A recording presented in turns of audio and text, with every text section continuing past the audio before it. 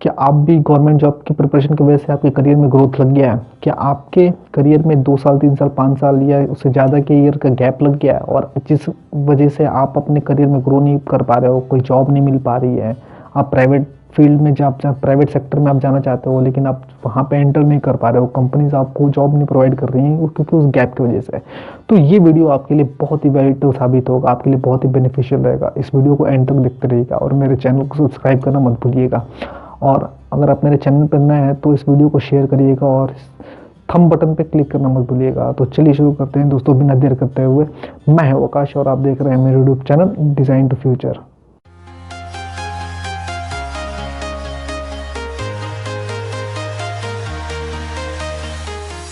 तो दोस्तों, आपने गवर्नमेंट जॉब में प्रिपरेशन की 2 साल, 3 साल, 4 साल, 5 साल, 6 साल और उसके बावजूद भी आपको जॉब नहीं लगी, तो आपको निराश होने की कोई ज़रूरत नहीं, क्योंकि मैं आपको इस वीडियो में कुछ ऐसे टिप्स दूंगा जिसके बदौलत आप प्राइवेट जॉब ईजी तो नहीं, थोड़ा सा मेहनत तो करना पड़ेगा, लेकिन आप पा सकते हैं। आपको निराश होने की कोई ज़रूरत नहीं है।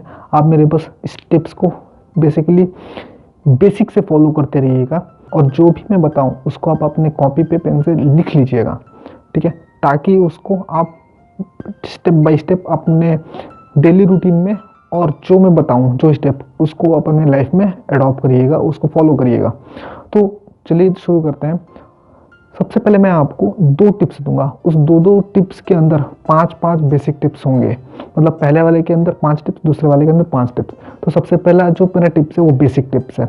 बेसिक टिप्स में सबसे पहले आपको मैं बताऊंगा, जो पहला टिप्स है वो है डेवलप योर स्किल्स। मीन्स इसके अंदर आपको अपने अंदर स्किल्स डेवलप करने पड़ेंगे। वो स्किल्स क्या है? वो आपकी प्रोफेशन से ही रिलेट करेंगे। सपोज आपने इंजीनियरिंग की है, तो इंजीनियरिंग में किस ब्रांच से रिलेटेड हो आप? सपोज मैकेनिकल से हो, इलेक्ट्रिकल से हो, इलेक्ट्रॉनिक्स से हो, सिविल से हो, उस पर्टिकुलर ब्रांच से आप अगर हो तो उस पर्टिकुलर ब्रांच में क्या चीजें डिमांड में, उस चीज को आप लर्न करो। क्या चीजें मार्केट में चल रही हैं अभी करंट के कंपैरिजन में, प्रीवियस कंपैरिजन में और करंट के कंपैरिजन में क्या मार्केट में भी डिमांड चल रही है, उस चीज को आप मार्केट से आप फाइंड आउट करो, सर्च करो मार्केट में, इंटरनेट पे गूगल करो और फाइंड आउट करो। सपोज करो मैं अपने फील्ड में बता रहा हूँ, मैकेनिकल इंजीनियरिंग में, कि आप करंट में आप देखो तो मैकेनिकल इंजीनियरिंग का जो सैनरियो अभी चल रहा है वो डिजाइन इंजीनियरिंग काफी हाई लेवल पे चल रहा है। अगर आपको डिजाइन में बेसिक सॉफ्टवेयर जो है वो भी अगर आपको आता है, सपोज ऑटोकैड, सॉलिडवर्क्स या कोई और सॉफ्टवेयर आता है, तो आपको इजीली जॉब मिल सकती है। ऐसे ही अगर आप सिविल से हो, सिविल में आपको स्टैड प्रो आप सीख लो, ऑटोकैड सिविल सीख सकते हो। अगर आपको ऑटोकैड आता है तो कोई 3D मॉडलिंग सॉफ्टवेयर उसका सीख लो, 3D home designing, interior designing का सॉफ्टवेयर सीख लो, 3D स्मैक सीख सकते हो, रेविट सीख सकते हो, स्टैड प्रो सीख सकते हो आप। तो ये सब चीजें आप सीखो। अब वो चीजें सीखने के बाद से आपकी वैल्यू खुद ही बढ़ जाएगी, क्योंकि आपके पास एक एक्स्ट्रा स्किल ऐड हो गया है आपके करियर में। तो उस गैप को, जो आपने गैप किया है, उस गैप को ये चीजें मेंटेन करेंगी, ठीक है। अगर मैं डिफरेंट फील्ड की बात करूं, सपोज आप मैनेजमेंट से हो, तो मैनेजमेंट में देखो क्या इस टाइम में चल रही है, क्वालिटी से रिलेटेड हो आप, क्वालिटी एश्योरेंस से रिलेटेड हो आप, तो उससे रिलेटेड क्या चीजें मार्केट में डिमांड में है, तो वो चीजें आप सीखो। सपोज आप इंजीनियरिंग में ही अगर आप इलेक्ट्रिकल से हो या सीएस से हो, इलेक्ट्रिकल से आप पीएलसी स्काडा सीख सकते हो या ऑटोकैड इलेक्ट्रिकल सीख सकते हो। डिजाइनिंग के लिए ऑटोकैड इलेक्ट्रिकल में जैसे इलेक्ट्रिकल पैनल या इलेक्ट्रिकल डिवाइसेस बनाने के लिए आजकल मार्केट में काफी सारे इंडस्ट्री जो है ऑटोकैड सॉफ्टवेयर यूज करती हैं, सॉलिडवर्क्स भी इवन यूज करती हैं। ऑटोकैड इलेक्ट्रिकल के अलावा SolidWorks electrical, SolidWorks PCB designing के लिए यूज करती है, तब वो भी सीख सकते हो, वो आपके लिए काफी यूजफुल रहेगा। देन उसके बाद से अगर आप आर्ट से रिलेटेड हो तो आप लैंग्वेज सीख सकते हो। अगर आपका लैंग्वेज में इंटरेस्ट हो तो आप जैसे जापानीज लैंग्वेज सीख लो, रशियन सीख सकते हो, ठीक है, चाइनीज सीख सकते हो। तो ये सारे लैंग्वेज अगर आप सीखते हो तो काफ़ी एडवांटेज हो जाता है आपको मार्केट में सर्वाइव करने के लिए। क्योंकि आप खुद देखो, गवर्नमेंट जॉब से आप निकल के तुम मार्केट में आ रहे हो, ठीक है, अब वहाँ आपने केवल और केवल प्रिपरेशन किया, तो उसके बाद से आप सीधे मार्केट में आ रहे हो, तो मार्केट में कोई भी कंपनी आपको जॉब क्यों देगी? बात ये है, तो वो जॉब आपको तभी देगी जब आपके पास कोई एक एडवांस स्किल या एक्स्ट्रा स्किल्स हो जो अदर नॉर्मल गाय में नहीं हो, कोई नॉर्मल कैंडिडेट में नहीं हो। आपके पास कोई एक एक्स्ट्रा एडवांस स्किल होना चाहिए जो मार्केट में डिमांड में है, तो वो आपको सीखना पड़ेगा। आप 2 महीने, 3 महीने, 5 महीने आपको इन्वेस्ट करना पड़ेगा उस चीज़ों को मार्केट से लर्न करने के लिए, किसी इंस्टीट्यूट से लर्न करने के लिए। देन आप मार्केट में सर्वाइव कर पाओगे। अब नेक्स्ट पॉइंट पे बात करते हैं। दूसरा पॉइंट हमारा गेट एक्सपर्टाइज स्किल्स, मतलब आपने जो भी स्किल्स मार्केट से या इंस्टीट्यूट से सीखा है उसमें आपको एक्सपर्टीज लेवल आपको अचीव करना पड़ेगा, जब भी आप मार्केट में बन पाओगे। क्योंकि सपोज करो आपने कोई सॉफ्टवेयर सीख लिया, ठीक है, C++, जावा या सॉलिडवर्क्स या कैटिया या कोई भी अदर सॉफ्टवेयर सीख लिया। अब उस आपके साथ साथ कोई और बंदा भी सीखा हुआ है, जबकि उसको कोई गैप नहीं है और आप पास 5 साल का गैप है या 2 साल या 3 साल का गैप है, तो वो उस बंदे को क्यों नहीं हायर कर लेगी कंपनी? आपको क्यों हायर करेगी? आपको जब ही हायर कर पाएगी जब उस दूसरे वाले बंदे के कंपैरिजन में आपके पास ज़्यादा नॉलेज हो, आपके पास उस सॉफ्टवेयर में एक्सपर्टीज लेवल हो, तभी वो आपको हायर करेगी, अदरवाइज नहीं हायर करेगी। तो इसलिए आप कोई भी सॉफ्टवेयर सीखो तो आप उसके ऊपर आप इतनी प्रैक्टिस कर लो कि आपको एक्सपर्टीज लेवल अचीव हो सके, आपको खुद सेल्फ कॉन्फिडेंस इतना अचीव हो जाए कि आपको लगे कि हाँ आप इसमें परफेक्ट हो चुके हो। नेक्स्ट पॉइंट पे बात करते हैं। थर्ड पॉइंट है हमारा make project on your skills. जो भी आपने स्किल्स लर्न की है उसके ऊपर आप प्रोजेक्ट बनाओ। सपोज आपने सॉलिडवर्क्स लर्न किया है मैकेनिकल में, तो सॉलिडवर्क्स से रिलेटेड सॉलिडवर्क्स के ऊपर आप कोई ऐसा प्रोजेक्ट बनाओ खुद की इमेजिनेशन से, खुद के मार्केट में कोई चीज़ ऐसी चल रही हो। सपोज करो अभी मार्केट में कोई ऐसा बाइक चल रहा है जिसका इंजन या उसके कुछ पार्ट्स काफ़ी एडवांस लेवल के हैं, तो उसके ऊपर आप डिज़ाइन आप अपने डिज़ाइन करो। सपोज करो एक कोका कोला की बॉटल आती है, उस कोका कोला की बॉटल को आप अपने तरीके से कुछ ऐसा एडवांस डिजाइन करो ताकि मार्केट में वो मतलब आप कुछ अलग क्रिएटिव उसमें दिखाओ, ताकि आप उसको एज अ प्रोजेक्ट शो करते हो। आप जब एक अपने खुद से प्रोजेक्ट करोगे और उसको आप रिज्यूमे में ऐड करोगे या जब कभी इंटरव्यू देने जाओगे तो वहां पे आप बताओगे कि आप ये प्रोजेक्ट खुद से बनाया, तो वो आपके लिए एक एड ऑन हो जाएगा और आपको मतलब आपको मार्केट में आपको जॉब मिलने के चांसेस ज्यादा बढ़ जाएंगे। तो इसलिए आप कोशिश करो कि आप उसके ऊपर प्रोजेक्ट खुद से डेवलप करो। अगर आप कोई और फील्ड से हो, C++ में आप कोई प्रोजेक्ट बनाओ, जावा में कोई प्रोजेक्ट बनाओ, तो आप खुद से समझ सकते हो कि कौन सा किस टाइप का प्रोजेक्ट आपके लिए सूटेबल रहेगा। जब आप खुद उस चीज़ में एक्सपर्टीज लेवल अचीव कर लोगे तो आप खुद एक प्रोजेक्ट डेवलप एटलीस्ट कर ही लोगे। तो एक प्रोजेक्ट नहीं, कम से कम 2-3 प्रोजेक्ट आप खुद से बनाओ और उसको मेंशन करो आप अपने रिज्यूमे में कि आपने ये प्रोजेक्ट खुद से डेवलप किया है। अब नेक्स्ट पॉइंट पे बात करते हैं। फोर्थ पॉइंट है हमारा try to work as a freelance. आप फ्रीलांस का तो नाम सुने ही होंगे, मतलब आप खुद से मार्केट से कोई एक प्रोजेक्ट लेके आप उस पर वर्क करो और उससे आप पैसे कमाते हो, तो उसको आपको फ्रीलांस बोला जाता है। तो आप फ्रीलांस वर्क भी कर सकते हो, वो एज अ एक्सपीरियंस भी काउंट किया जाता है।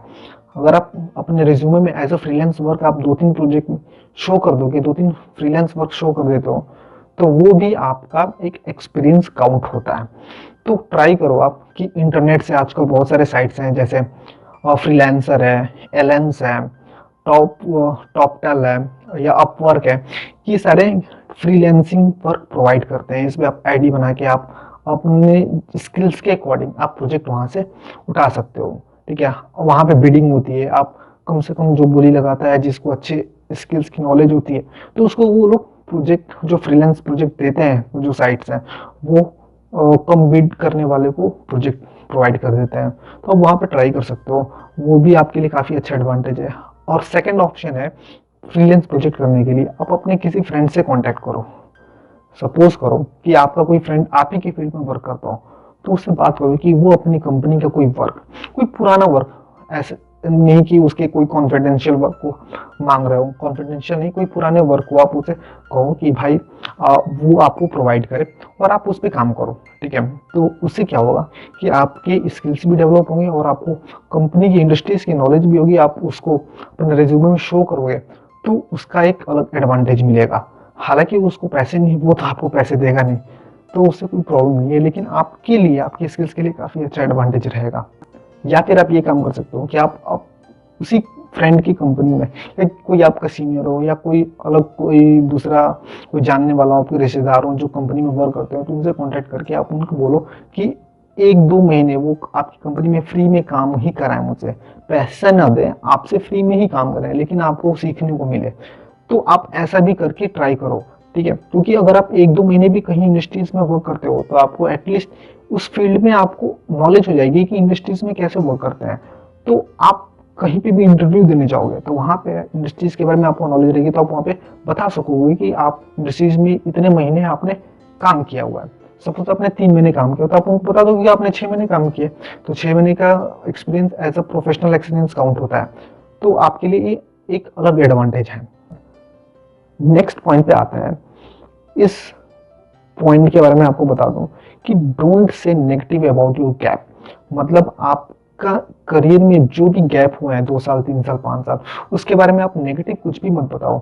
आप ऐसे प्रैक्टिकल आंसर दो ताकि उनको लगे कि हाँ बंदा जेन्युइन है, आप इस बंदे को जेन्युइनली नीड है जॉब की।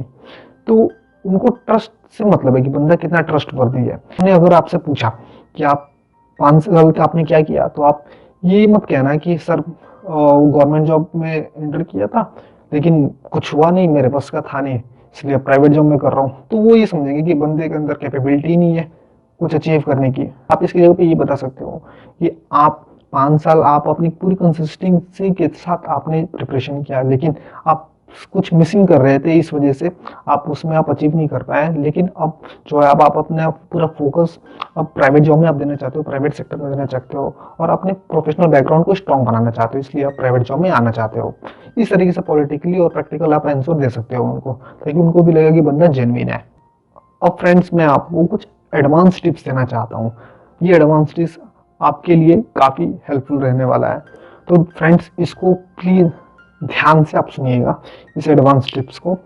तो पहला जो एडवांस टिप्स है कि बिल्ड योर रिज्यूमे इफेक्टिवली। मतलब एक आप ऐसा रिज्यूमे बिल्ड करो ताकि इंटरव्यूअर को लगे कि बंदे का फर्स्ट इंप्रेशन काफ़ी इफेक्टिव है। क्योंकि आप कभी भी अप्लाई करते हो तो आपका इंप्रेशन जो है आपके रिज्यूमे से पड़ता है, कि बंदा को देखा नहीं होता है, आपसे मिला नहीं होता है। जो भी इंटरव्यूअर है वो आपके रिज्यूमे के बेसिस पे ही आपको जज करता है, फर्स्ट इंप्रेशन उसको आपके रिज्यूमे से पड़ता है। तो आजकल बहुत सारे वीडियोस यूट्यूब पे हैं कैसे हम इफेक्टिव रिज्यूमे बनाए, और कई सारे यूट्यूब गूगल पे आप डायरेक्टली सर्च कर सकते हो कि किस तरीके से हम इफेक्टिव रिज्यूमे बनाए, तो आप वहाँ से चेकआउट कर सकते हो। अब बात करते हैं सेकेंड पॉइंट के बारे में, जो कि आपके लिए एक सीक्रेट पॉइंट है। तो सीक्रेट पॉइंट ये है कि अगर हो सके तो आप कहीं से आप अपने जो प्रोफेशनल बैकग्राउंड है आपका, वो प्रोफेशनल करियर आपने किया है या जो भी आपने स्किल्स डेवलप किया है, तो उससे related experience, industrial experience certificate कहीं से फाइंड आउट करें। हालांकि ये एक तरीके से इलीगल है, लेकिन ये कई बार काम भी करेगा आपके लिए। काम इस तरीके से करेगा कि सपोज आपने कोई सॉफ्टवेयर सीखा है, ठीक है, और उस सॉफ्टवेयर में आपको अच्छे एक्सपर्टीज लेवल अचीव है, और सपोज आपने उस पर कोई फ्रीलांस वर्क भी किया है, तो आप किसी भी इंडस्ट्री से, कोई आपका जानकार हो, कोई आपका फ्रेंड हो उसी सेम फील्ड में, तो उस अपने फ्रेंड से आप एक्सपीरियंस लेटर सपोज 2 ईयर्स का आपने बनाया, सपोज आपको 3 ईयर्स का गैप है, आपने एटलीस्ट 1 ईयर का भी एक्सपीरियंस बनवा लिया। तो अगर आप रेज्यूमे में 1 ईयर्स का भी एक्सपीरियंस आप ऐड करते हो, तो आपके लिए काफ़ी ज़्यादा इफेक्टिव रहेगा आपको जॉब फाइंड आउट करने के लिए।